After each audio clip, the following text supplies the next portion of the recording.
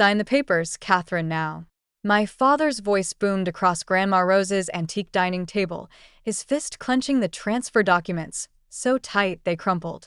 I stared at him, then at my mother's expectant face, and finally at my sister Emma's smug expression. No, I said simply, my voice steady despite my racing heart. My name is Catherine Mitchell, and at 32, I was facing the most brutal family reunion of my life. Just 3 weeks after my beloved grandmother's funeral, my family had shown their true colors.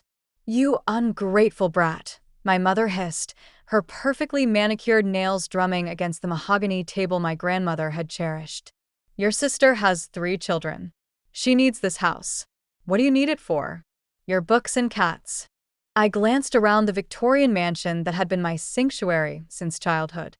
Every corner held memories. Afternoons spent with Grandma Rose, learning about herbs in her garden, listening to stories in her library, and baking in her kitchen.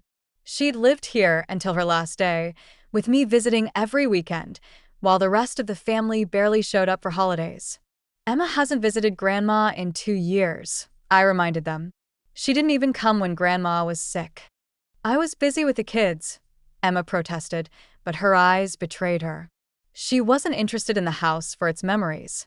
She was interested in its value, in this historic district. "The preliminary will reading is in 2 weeks, I said calmly.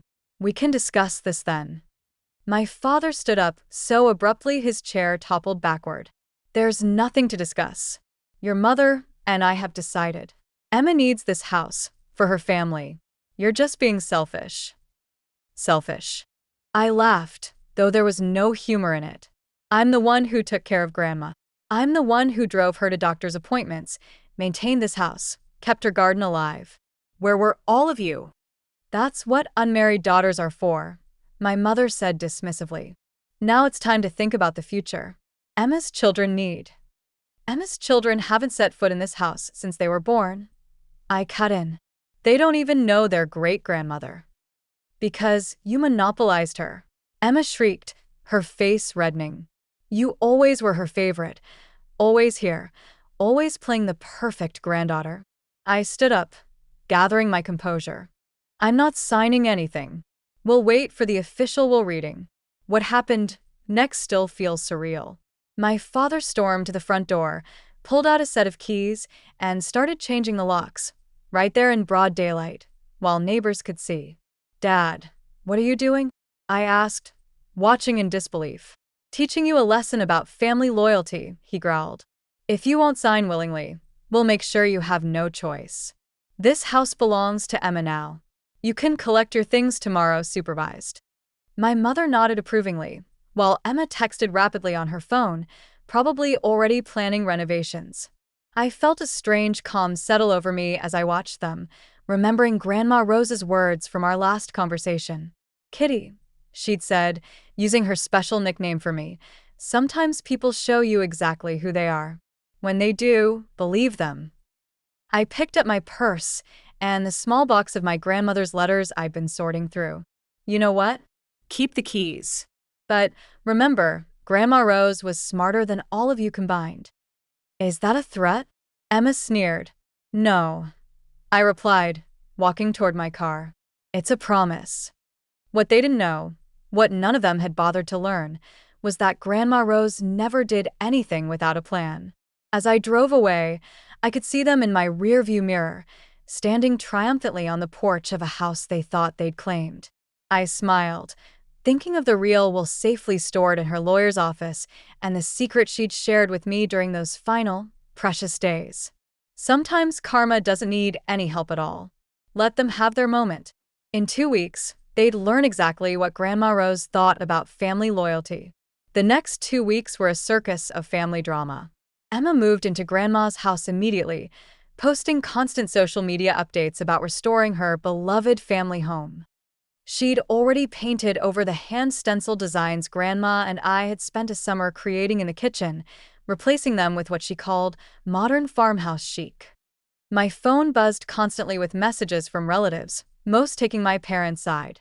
"Think about your nieces and nephews," Aunt Paula wrote. "Don't be selfish." Uncle George called to remind me that family comes first. None of them mentioned how they barely visited Grandma Rose in her final years. I stayed quiet, living in my small apartment across town, reading through Grandma's letters each night. One particular note, written 6 months ago, kept me going. My dearest Kitty, when the time comes, remember, patience is more than a virtue, it's a weapon. Some people are so busy grabbing what they want, they don't see what's right in front of them. You've always looked deeper, seeing the real value in things. That's why you alone understand what this house truly means. Emma sent me photos of my things piled in boxes in the garage, including my grandmother's cookbook that had been promised to me since childhood. Better come get these before it rains, she texted, followed by a laughing emoji. Oops. Forecast shows storms tonight. Respond instead, I called. Mr. Harrison, Grandma's lawyer of 30 years, assured me everything's in order. Rose was very specific about her wishes. Are you ready for tomorrow? More than ready, I replied, thinking of the garden shed key I still had, the one my family didn't know about, and the contents Grandma had shown me last spring. The morning of the official will reading arrived bright and clear. I walked into Mr. Harrison's office to find my family already there, dressed like they were attending a victory parade. Emma wore a new designer dress while my parents sat smugly near the lawyer's desk. Now we can finish this nonsense, my father announced as I took a seat by the window. Catherine, after this is done, I expect you to apologize to your sister for all the drama you've caused. Mr. Harrison cleared his throat, adjusting his glasses. Before we begin, I should note that Rose Mitchell was very particular about her final wishes. She made changes to her will 6 months ago and was, I assure you, of completely sound mind. My mother waved her hand dismissively. Yes, we know. The house goes to the family, which means… Please, Mr. Harrison interrupted firmly, let me read the document as written. He opened the file and began. I, Rose Eleanor Mitchell, being of sound mind, declare this my last will and testament. The standard legal language continued until he reached the part about the house. My family leaned forward eagerly. Regarding my residence at 247 Maple Street, Mr. Harrison read, with its contents and surrounding property. Emma grabbed my mother's hand, grinning. I leave it in its entirety to my granddaughter, Catherine and Mitchell. The room exploded. Emma jumped up, screaming, This is a mistake. My father's face turned purple. Impossible. But Mr. Harrison wasn't finished. Furthermore, he continued over their protests, I have registered the property as a historical landmark with the provision that it cannot be sold, subdivided, or significantly altered without approval from the Historical Society, of which Catherine is now a board member. I watched my sister's designer handbag slip from her fingers as the implications sink in. She couldn't tear down the house for condos as she planned. She couldn't even paint without approval. There must be some mistake, my mother insisted. Rose would never. There's more, Mr. Harrison said, holding up a hand. In the garden shed, there is a collection of historical documents and photographs pertaining to the Underground Railroad station that once operated from this property. Catherine has been assisting me in cataloging these materials for the past year. They, along with the house, are now part of our city's protected historical registry. The silence was deafening. My family stared at me as if seeing me for the first time. All those weekends I'd spent with Grandma, all those hours in the garden shed, they'd assumed we were just pottering around with herbs and flowers. They'd never bothered to ask what we were really doing. You knew, Emma whispered. You knew all along. I met her eyes calmly. I knew Grandma. Really knew her. Not just what I wanted from her. This isn't over, my father threatened, standing up. We'll contest it. Mr. Harrison smiled politely. You're welcome to try. But Rose left extensive video documentation of her decisions, her reasoning, and Catherine's involvement in preserving the house's historical significance. Would you like to see them? The aftermath of the will reading was exactly what you'd expect from a family who just had their greedy plans derailed. My father stormed out, declaring he'd fight this all the way. Emma collapsed into dramatic tears, while my mother alternated between threats and attempts at manipulation.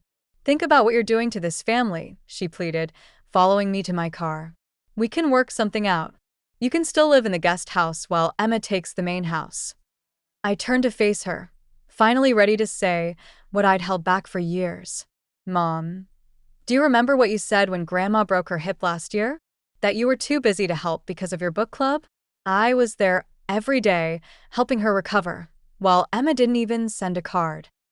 That's different. She had the children. No, I cut her off. It's not different. It's exactly the same. You all saw Grandma and her house as assets to claim, not as something to cherish and protect. The Historical Society moved quickly to officially register the property. Within days, a plaque appeared near the front gate describing the house's significance in the Underground Railroad. Local history buffs began requesting tours of the garden shed, where Grandma had preserved documents and photographs for decades. Emma tried one last desperate move. She showed up at my apartment, her eyes red from crying. My kids need a yard, Catherine. You're punishing them because you're angry with me. I invited her in, making us both tea using Grandma's china cups I'd rescued from the garage before the rain. Remember when we were little? I said, and Grandma would tell us stories about the families who passed through this house seeking freedom, how they hid in the root cellar, and the gardens were planned to provide food and medicine. Emma shifted uncomfortably. Vaguely. I was usually busy with dance practice. That history, those stories, they're not just papers in a shed. They're a legacy. Grandma spent her life protecting it, documenting it. She chose me because I understood that. But my renovation plans would have destroyed historical evidence. The original floors you wanted to tear up? They have markings that helped guide people to safety. The garden you wanted to replace with a pool? It still grows herbs from seeds passed down through generations. Understanding finally dawned in her eyes. You're not going to sell, are you? Not ever. I said softly. But your children are welcome to visit. To learn the real family history, not just a version that benefits them. Over the next few months, I moved back into the house, carefully restoring what Emma had changed. Mr. Harrison helped me establish educational programs, working with local schools to share the house's history. To my surprise, my youngest niece became a regular visitor, fascinated by the stories I shared. My father still won't speak to me. My mother sends passive-aggressive messages about choosing history over family. But Grandma Rose was right. Patience reveals truth. Those who valued only what they could take from her house revealed themselves. Those who appreciated its true worth are now part of preserving its legacy. Last week, I found another letter from Grandma tucked inside an old book in her library. Dearest Kitty, by now, they've shown their hands, tried to claim what they think is valuable. But you, my dear one, always saw the real treasure, not in what could be sold, but in what must be preserved. This house isn't just wood and stone. It's stories, courage, and hope. You understood that from the first time I showed you the hidden passages and told you about the brave souls who passed through here.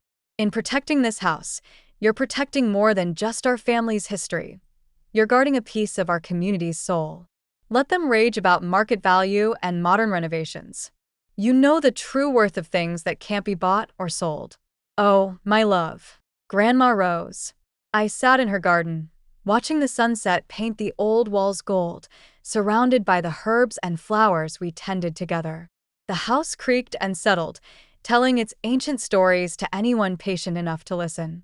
Emma's modern farmhouse dreams would have silenced these walls forever. Sometimes, standing your ground isn't about winning or losing, it's about protecting what matters, even when others can't see its value. Grandma Rose taught me that. And in the end, she made sure the lesson wouldn't be forgotten.